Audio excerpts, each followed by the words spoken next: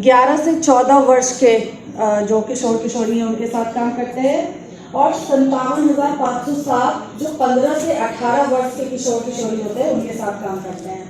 इसके साथ साथ जैसे प्रियंका बता रही थी कि सिर्फ किशोर किशोरियों के साथ काम करने से हमें ये समझ में आया, हमारा ये एक्सपीरियंस रहा कि सिर्फ कोर्स में क्या करेंगे। तो इस तरीके के कोर्सेज में वो लड़कियां जा रही हैं जिसको हम नॉन ट्रेडिशनल कह देते हैं, तो जो फिक्स कर दिए जाते हैं कि ये सिर्फ लड़के ही कर सकते हैं, या सिलाई बुनाई ब्यूटी पार्लर का लड़कियां करेंगी, तो जो फिक्स माइंड सेट जो हम बात कर रहे थे, तो अब इस तरीके के कोर्सेज लड़कियों को लड़कों को भी बाकी के जो समुदाय के लोग हैं उनको यहाँ पे मौजूद है, स्कूल शिक्षक और जो डिपार्टमेंट के लोग हैं उनसे ये अनुरोध है कि ये प्रोत्साहित बनती है। तो बहुत शुक्रिया प्रियंका एंड आरती एंड सृष्टि ये वीडियो के साथ साझा करने के लिए।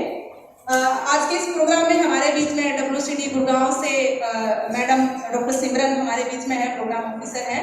हम आज के चाहूंगी कि वो मैडम का इस कार्ड के साथ स्वागत करें। Madam please.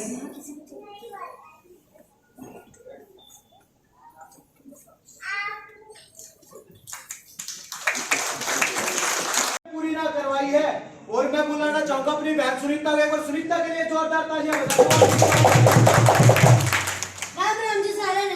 जैसा कि आज हमारे कहने से थोड़े उठाने वाले भी आ सकते हैं।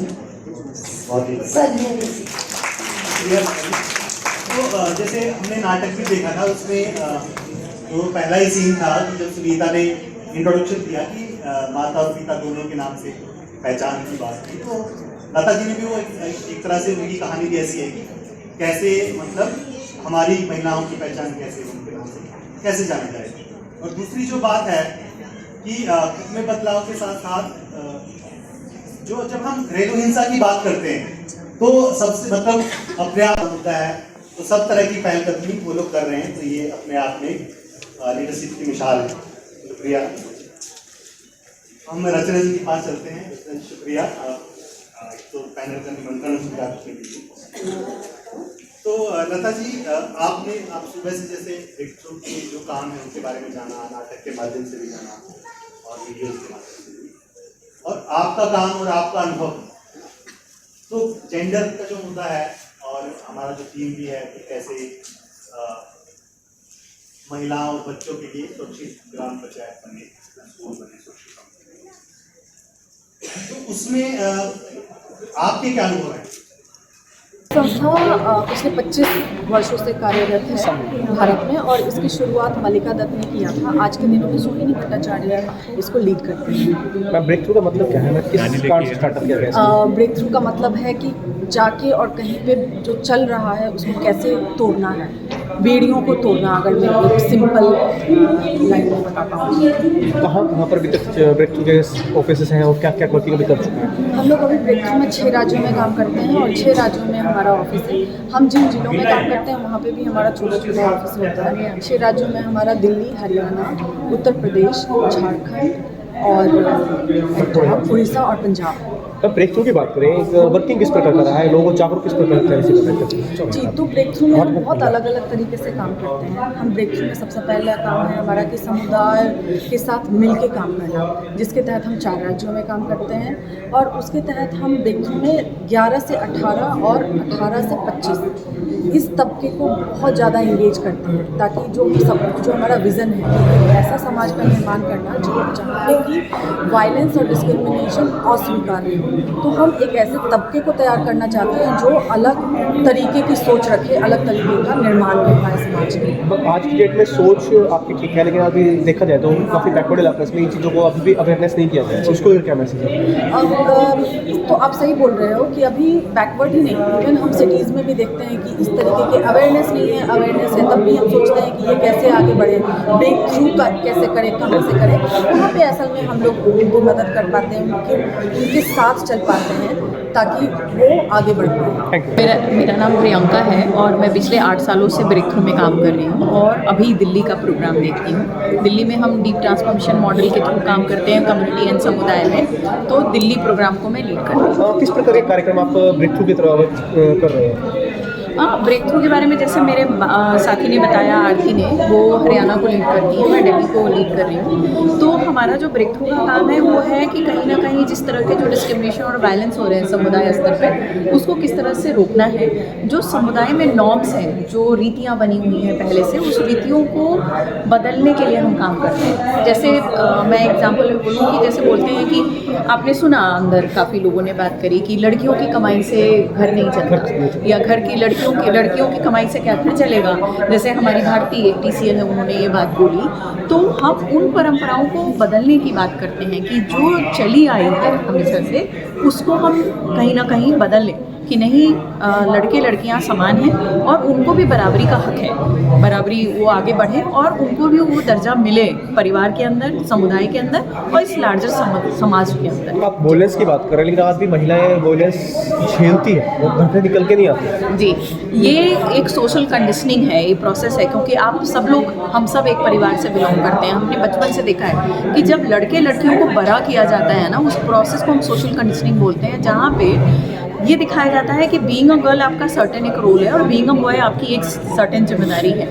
तो आप जब बचपन से बांट देते हैं ना रोल को, तो कहीं ना कहीं वो कंडीशनिंग में आ जाता है। और फिर लड़कियों को आप बोलते हैं, जैसे हम अंदर बात भी हो रही थी, हमारे जो टीम चेंज लीडर है वो बोल भी रहे थे कि बीइंग अ वुमेन आपको बोलना नहीं है, लड़कियों को कम हंसना चाहिए, कम बोलना चाहिए, लड़कियों को ऐसे होना चाहिए। तो कहीं ना कहीं जो चीज़ आप सिखाते हैं ना, फिर शादी करने के बाद जब वो अपने घर में जाती हैं, तो वहाँ भी जब वायलेंस होता है तो उनको सिखाया जाता है कि बीइंग अ गर्ल मुझे ही कॉम्प्रोमाइज़ करना है। रिस्ट्रिक्शन बात करें, मैं गर्ल्स पर रिस्ट्रिक्शन क्यों की जाती है, बॉयज़ पे भी रिस्ट्रिक्शन क्यों नहीं की जाती है इस चीज़ को लेकर? ये तो यही बदलने के लिए ब्रेक थ्रू काम कर रहा है कि लड़कों को भी, हमारे परिवार के अंदर जो हमारे लड़के हैं, बेटे हैं, उनको भी आगे लेके आना है। और आप देखेंगे हमारा तारों की डोली जो करिकुलम है, जिसमें हम स्कूल में काम कर रहे हैं, समुदाय में काम कर रहे हैं, वहाँ पे हम लड़कों को भी साथ लेके आ रहे हैं। उनको ये बता रहे हैं कि जो उनके घर में जो उनकी बहनें हैं, उनकी माँ है, उनकी भी भागीदारी परिवार के डिसीजन मेकिंग में होनी चाहिए। उनको भी वो हक होना चाहिए कि वो अपनी बहनों को, अपनी माँ के लिए वो स्पेस क्रिएट करे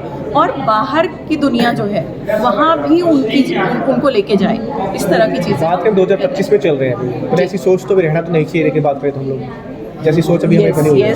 और ये मैं बोलूँगी क्योंकि सब परिवर्तन अचानक से नहीं होता।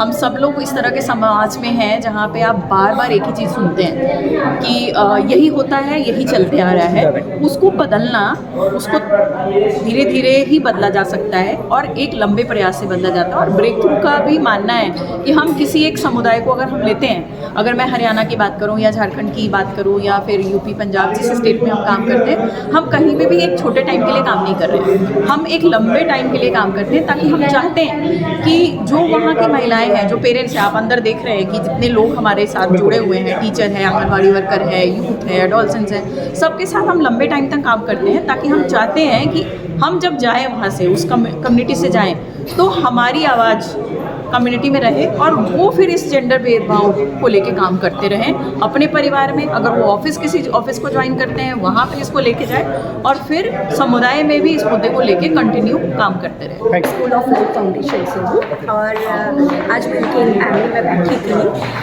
कुछ अपनी बातें करने के लिए भी और उनकी सुनने के लिए भी।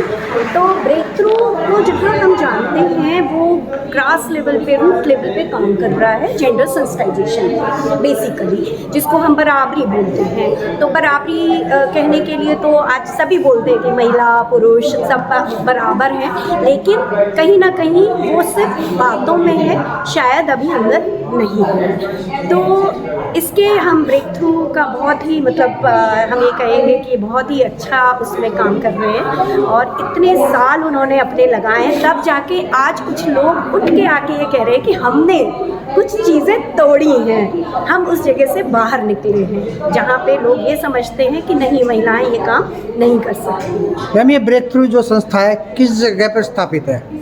देखिए ब्रेक थ्रू की जो संस्था है, आप ब्रेक थ्रू वालों से ही अगर इसका सवाल ले तो वो ज़्यादा आपने जो पैनल में बैठ के बात की है, हाँ। क्या लगता है कहीं ना कहीं रूढ़िवादी जो समस्या पहले थी अब 2025 चल रहा है, हाँ। इसको लेकर कहीं ना कहीं चीजें अभी भी जो पेंडिंग हम देखते जा रहे हैं बैकवर्ड इलाका है, देखिए वहाँ पर अभी भी क्यों है? रूढ़िवादिता है, मैंने अपने उस पर भी बोला था पहले जब मैं बोली कि रूढ़िवादिता क्या है, इतने अंदर तक बसी हुई है कि उसको निकालना एक दिन की बात नहीं है ना। आज मैं आपसे कह दूं कि अगर आप जो है घर में जाके ये काम छोड़ दो और घर में जाके झाड़ू पोछा करो, एक बार को आप भी सोचोगे कि क्या ऐसा है ना, सोचेंगे, ज़रूर सोचेंगे। और अगर किसी लेडी से कहो अरे आज तुम झाड़ू पोछा लगा दो, तो वो एक बार भी शायद नहीं सोचेगी कि चल यार काम तो है करना है। तो ये ऐसा नहीं, हम बहुत आधुनिक हो गए हैं बाहर से शायद, और अंदर से अभी बहुत कुछ बचा है।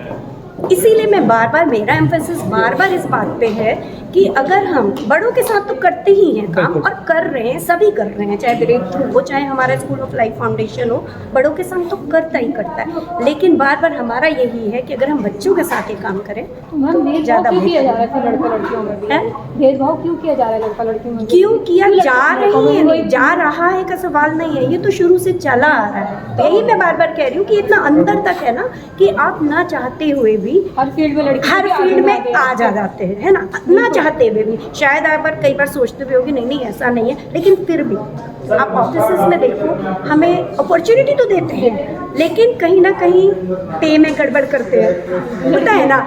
लेडीज़ को उसी काम के लिए कम पे मिलती है, जेंट्स को उसी काम के लिए ज़्यादा पे मिलती है। तो ये जो सोचने का तरीका है ना, इसको बदलना है। बदलाव जो आप बात करें बदलने का, एकदम से बदल जाएगा। हाँ, मैं बार बार यही बात कर रही हूँ, उसमें बदलाव किस प्रकार का आपका प्लान है, कैसे पर काम कर रहे हैं वो चीज़ें? देखिए बदलाव एक दिन में नहीं होता है ना, बदलाव एक दिन में नहीं होता और उसमें सालों लगते हैं। अगर हम ब्रेक थ्रू की बात करें, उसको 25 साल के बाद आज वो दिखा पा रहे हैं कि हमने क्या किया है ना। उसमें 4 आदमी निकल के आ रहे हैं कि हमने अपने आप में क्या बदलाव पाए हैं और कैसे पाए हैं। तो बदलाव के लिए तो देखिए एक दिन का काम नहीं है, और ये बदलाव नीचे से शुरू होके ऊपर को जाएगा तो वो लंबा रहेगा। समझ रहे हैं आप? हाँ, वो लंबा चलेगा। तो क्या कुछ मैसेज होगा लोगों के लिए कि इस रूढ़िवादी सोच को खत्म करें? हाँ, ये जरूर ख़त्म करना चाहिए, और कोई भी चेंज पहले अपने आप से, फिर अपने परिवार से, और उसके बाद समाज से आता है। कोई भी बदलाव। मेरा नाम शशिकला सिंह है, मैं एज ए मिशन मेरा नाम शशिकला सिंह है, मैं as a gender specialist DWCD Delhi में कार्यरत हूँ। क्या कहना है इस कार्यक्रम को लेकर सबसे पहले? जी, फर्स्टली तो मैं थैंकफुल हूँ कि मुझे ब्रेक थ्रू की टीम ने और प्रियंका जी ने इनवाइट किया। मैंने इनके इनिशिएटिव्स को देखा। DWCD से ब्रेक थ्रू 2021-22 में जुड़ा था, जब इन्होंने प्रो बोनो बेसिस पे इन्होंने संवाद सेशंस किए थे हमारे साथ।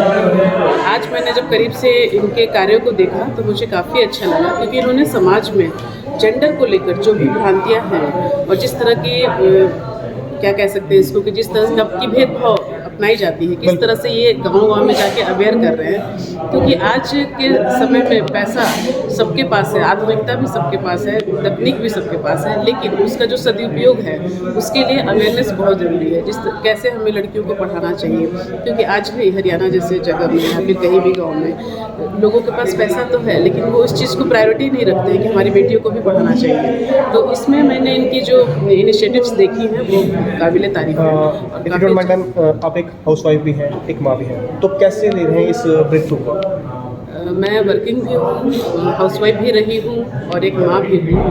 तो मुझे काफ़ी अच्छा लग रहा है कि समाज में जो बदलाव होंगे उसमें इनका अग्रणी स्थान होगा, क्योंकि जो भी मैंने इनके टीम मेंबर से मिला है और जिन लोगों ने भी हमारे डिपार्टमेंट में भी काम किया था, मैंने देखा कि इन्होंने समाज को अवेयर किया है किस तरह से, जैसे लड़कियों को जैसे उनके साथ हिंसा हो रही है, घरेलू हिंसा हो रही है, फिर बाहर उनके वर्किंग प्लेस पे उनका हैरेसमेंट हो रहा है, किस तरह से उनको कदम उठाना है। कुछ इनके 5D करके कुछ टेक्निक्स थे जो मुझे याद नहीं है, तो किस तरह से समस्या को समझो, पहचानो, उसमें दखल दो और उसको सॉल्व करो।